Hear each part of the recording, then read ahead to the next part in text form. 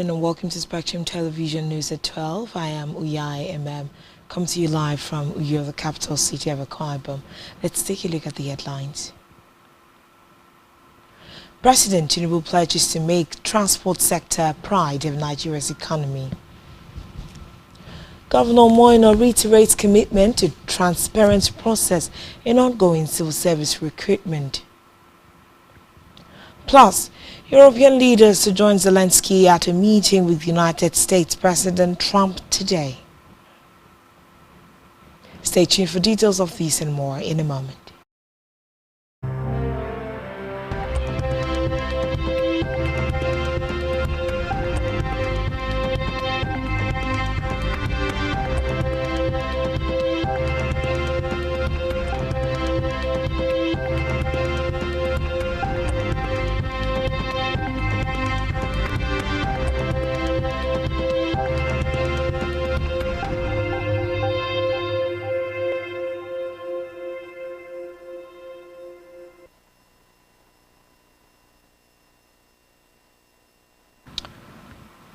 Good afternoon and thanks for joining us. We begin this afternoon from the national scene where President Bola Tinubu has pledged to make the transport sector a pride of Nigeria's economy. The president made the assertion at the second matriculation ceremony of the Federal University of Transportation Daura 2024-2025 academic session. Tinubu, who was represented by the Minister of Transportation, Senator Said Al-Ghali, emphasized the government's commitment to building a new generation of transportation professionals to transform the sector.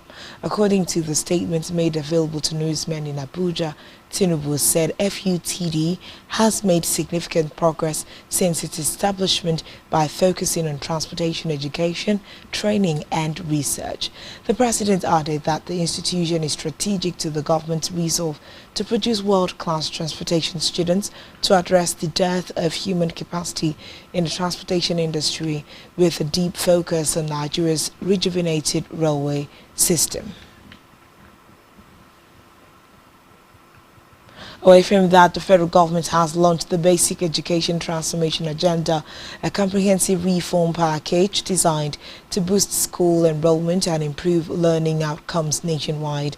Unveiling the initiative in Abuja, the Minister of Education, Dr. Tunji Alausa, said better introduces conditional cash transfers to mothers to encourage consistent school attendance. He said the program targets chronic challenges in the sector, including out-of-school children, weak technical training, poor infrastructure, outdated curricula, and low teacher capacity. Alausa highlighted teacher retraining as central to the reforms, disclosing that 5 million youths will be trained within 4 years. The minister noted that President Bola Tinubu's administration had approved 120 billion naira for the advancement of technical and vocational education and training. He further disclosed that 80 billion naira has been earmarked for the rehabilitation of unity schools, while 38 federal and state technical colleges are undergoing full modernization. In the meantime, the federal government, through the Nigerians and Diaspora Commission, NIDCOM, has urged Nigerians abroad to bring investments back home, noting that diaspora remittances play a key role in the country's economic prosperity. The Chief Executive Officer of NIDCOM, Abike Dabiri Erewa, made the call during the Ota Investment Summit and Trade Fair in Ogun State. Represented by the head of NIDCOM's Lagos office, Dipo Odebowale, Dabiri Erewa emphasized that the true power lies in diaspora investment, knowledge transfer, innovation and entrepreneurship. The NIDCOM CEO added that the Nigerian diaspora is not just a community abroad, but an economic force. In another development, Senate President Akpabio has returned to Nigeria after what his media office described as a short vacation in London. This is even as Akpabio promised Nigerians robust legislative engagement when the Senate resumes from recess. Akpabio, who arrived at the Nnamdi Azikiwe International Airport, Abuja, earlier today, was received at the presidential wing by senators, aides, and supporters. The Senate president's return comes after rumors circulated on social media that he was critically ill and hospitalized in London. However, speaking with journalists on his return to the country at the airport, Akpabio dismissed the reports, describing them as the imagination of the purveyors. In a separate development, the Chief of Army Staff, Lieutenant General Olufemi Oluyede, has approved the redeployment and appointment of senior officers across key command, instructional and staff positions in the Nigerian Army. A statement by the Acting Director of Army Public Relations, Lieutenant Colonel Aponolia Anele, said the reshuffle was part of the COA's strategic move to strengthen leadership and reposition the Nigerian Army for greater operational effectiveness. She stated that some of the senior officers appointed as principal staff, at the Army headquarters include Major General A.A. Adeyinka, posted from Nigerian Army Corps of Supply and Transport to the Department of Army Logistics as Chief of Logistics Army. Major General A.A. Adekeye moved from Army Headquarters Department of Standard and Evaluation to the Department of Personnel Management as Chief of Personnel Management, and Major General T.B. Ugwagwe from Nigerian Army Intelligence Corps to Army Headquarters Department of Standard and Evaluation as Chief of Standard and Evaluation, among others. The Chief of Army Staff charged the newly appointed senior officers to redouble their efforts and commitment to duty in ensuring the sustenance of the ongoing onslaught against terrorism, insurgency, and other threats to national security as they assume the new appointment.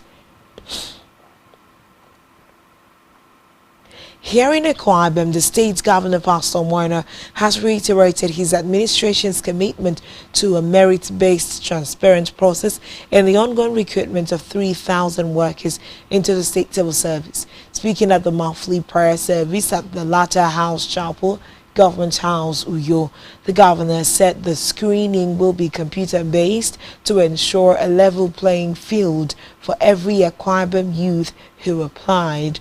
The governor urged other Akpabiomites interested in one job or the other to visit the portal, adding that many have secured different kinds of jobs without knowing anyone. Recollecting the two-day intensive project inspection across the state, the governor expressed delight at the pace of work and the large number of youths engaged at the different sites. Governor also said the third phase of the food honorable will begin August 2025 and that the Ministry of Humanitarian Affairs will post dates for the different local government areas. He called on stakeholders to get involved in the coordination at the respective areas and urged youths to desist from fomenting trouble during the process, as only vulnerable citizens with food vouchers are expected at the distribution centers. Meanwhile, Akpabio State Governor Pastor Moina has called on well-placed individuals to contribute their quota to educational development through supporting the growth of their alma mater.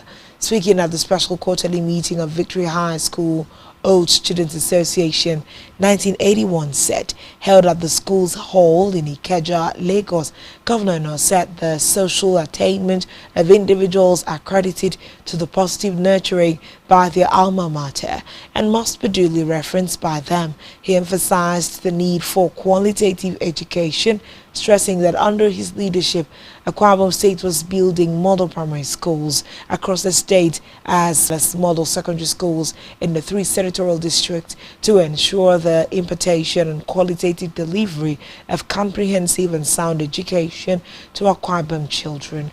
The governor said his decision to physically attend the meeting, which was held within the school premises, was intentional, not only to reunite with old schoolmates, but also to have a feel of the environment which played a crucial role in shaping and molding him to what he is today.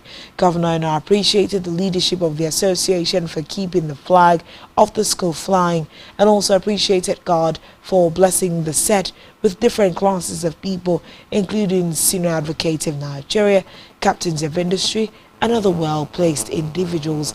He appreciated members of the association for the award of Grand Patron on him, their support during the governorship election and the funeral of his wife, the late Pastor Patience Eno, and assured them of his continuous support and commitment to the activities of the group. In his speech, the president of the association, Pastor J.K. Abiodun, said the meeting was basically to deliberate on how to move the association forward and to also confer on the pride of their set, Pastor Omoeno, the position of Grand Patron of the group.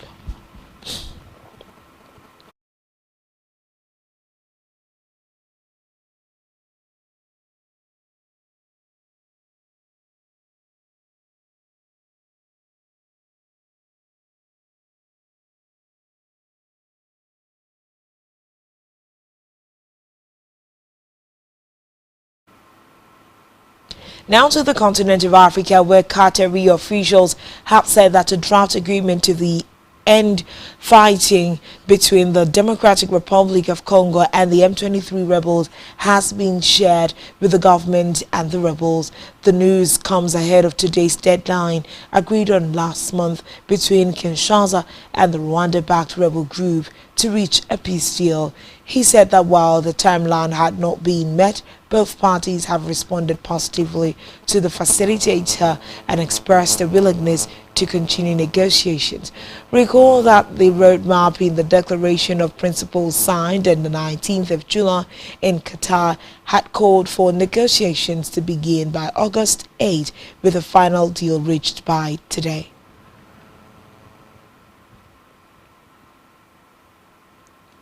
On the foreign scene, European leaders have said they will join Ukrainian President Volodymyr Zelensky at his meeting with U.S. President Donald Trump at the White House today. Those traveling include UK Prime Minister Sir Keir Starmer, French President Emmanuel Macron, European Commission President Ursula von der Leyen, and NATO Secretary General Mark Rutte. It comes after Trump failed to reach a deal on ending the war in Ukraine during a meeting with Russian President Vladimir Putin in Alaska on Friday. The U.S. president has since said he wants to bypass securing a ceasefire in Ukraine in favor of a permanent peace agreement.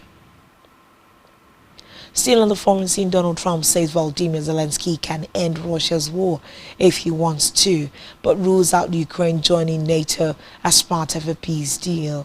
The U.S. president also said that Ukraine would not be able to reclaim the Crimean Peninsula illegally annexed by Moscow in 2014. This comes as the Ukrainian president lands in the United States for White House talks on Ukraine's future, joined by several key EU leaders.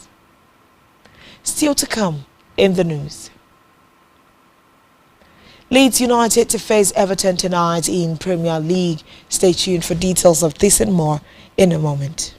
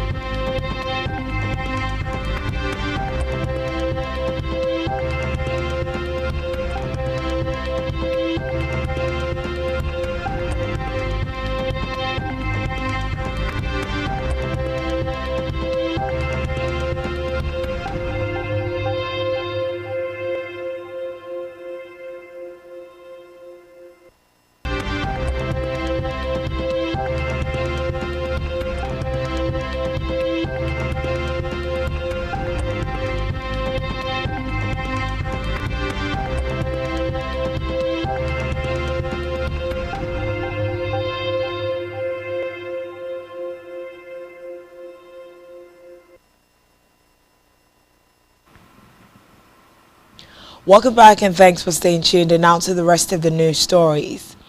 The concerned indigents of Ikorobasi local government area under the aegis of Mbogo Ikorobasi have decried what they described as the illegal and obnoxious operations of Sterling Petrochemical and Fertilizer Limited and its affiliated companies.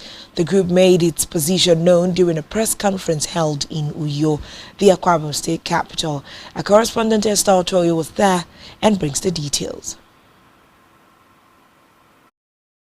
He noted that the company has acquired lands illegally. And speaking at the briefing, the president of Mbogo Ikorobasi, Shelley Okoko, lamented that Sterling Petrochemicals and Fertilizer Limited, SPFL, has commenced permanent barricades blocking access roads to communities and farmlands in Ikorobasi. He noted that the company has acquired lands illegally and carried out activities such as unsafe waste disposal, pollution of farmlands and waterways, as well as exploitation of local labor without fair compensation. The audacious effrontery of attempting to put up a gate on a public highway and our major access to the Atlantic coastline is most unacceptable and condemnable by the people of Ikorobasi, and we will resist it vehemently.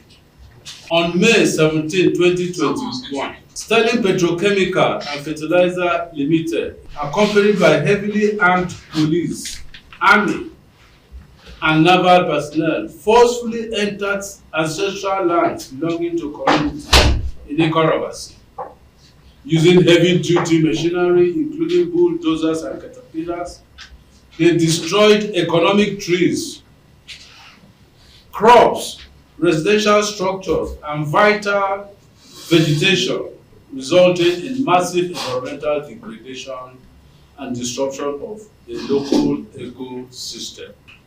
SPFL has persistently engaged in unfair labor practices, particularly in the recruitment and remuneration of workers. Jobs that should be easily performed by skilled local residents are often assigned to non-indigents, after which they will be fraudulently classified as being from Ikorobasi communities. Okoko said despite several appeals and petitions, the company has continued to operate without due regard for the laws of the land and non-inclusion of Ikorobasi as a community in implementation of Host Community Development Trust, HCDT. According to him, the company has failed to carry out the mandatory Environmental Impact Assessment (EIA) before commencing operations, thereby putting the health and economic survival of residents at risk.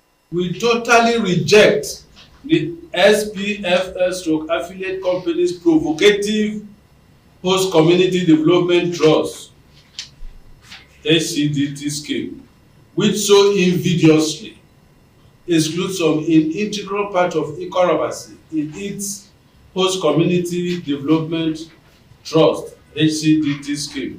We demand that Ikorobasi local government be wholly and completely captured in the Host Community Development Trust (HCDT) as one and indivisible entity.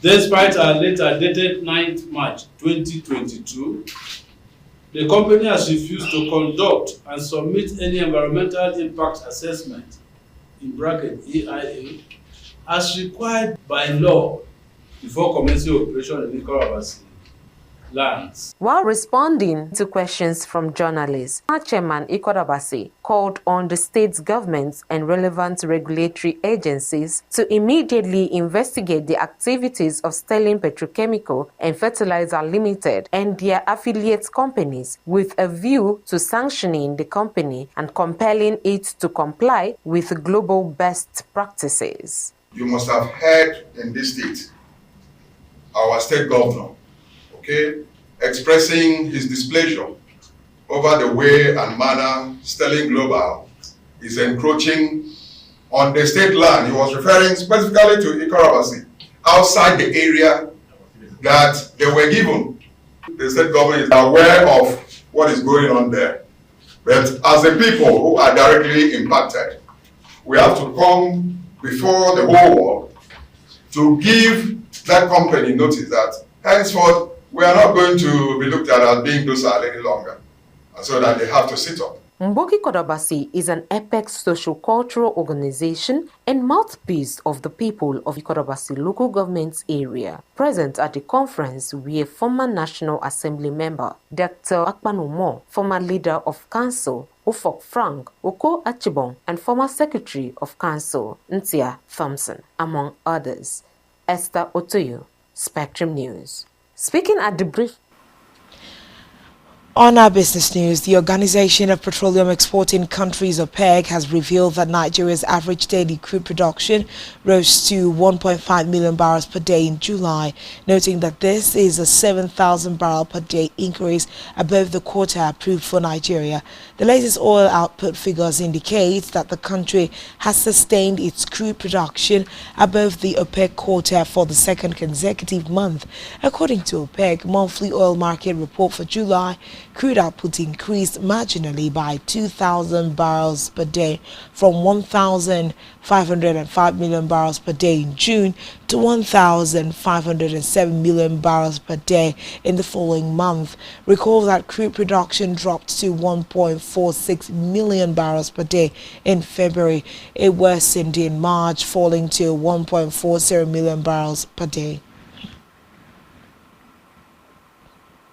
Still in business, the Infrastructure Concession Regulatory Commission (ICRC) has issued guidelines to govern the development and implementation of all PPP projects in Nigeria, overhauling the country's infrastructure delivery processes through public-private partnerships (PPP). The Commission formally unveiled the new framework under the statutory powers conferred on it by the ICRC Act 2005 and in compliance with the presidential directive during a high-level stakeholders engagement with representatives from all ministries, departments and agencies of the federal government directly involved in PPPs.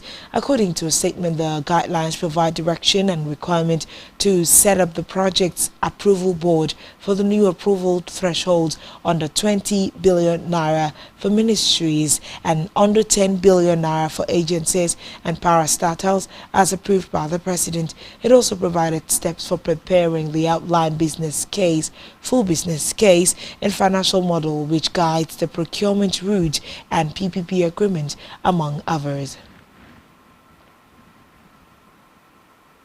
On our health news, the National Emergency Management Agency, NEMA, has confirmed that 21 communities across 5 wards of the Potiskum local government area were affected by the heavy rainfall that led to flooding in Yobe State. Giving an update on the flood response in Potiskum, NEMA said there was a joint swift intervention with the Yobe State Emergency Management Agency and other humanitarian partners. The agency added that the joint response team remains on ground, conducting detailed assessment of the situation. NEMA noted that the households were displaced from Bayan, Garanjin, Danjuma, 56 households, Afghanistan, 21 households, and Ongwa, Wanzam Dan Fulani, 25 households. In sports, Leeds United and Everton will face Everton in their opening Premier League game of the season at Elland Road tonight. Leeds United manager Daniel Fake's side have had a busy summer transfer window following their promotion from the Championship, bringing in all of Anton Starch, Akpabio, Lucas Perry, Gabriel Gustamos, Sean Longstaff, among others. Reports say Everton's manager David Moyes' side have not been busy despite losing a number of stars with Tieno Barry, Mark Travis, Adam Ozono, Kieran Hall and Jack Grealish, all arriving as Everton will be without Jared Brentwaite.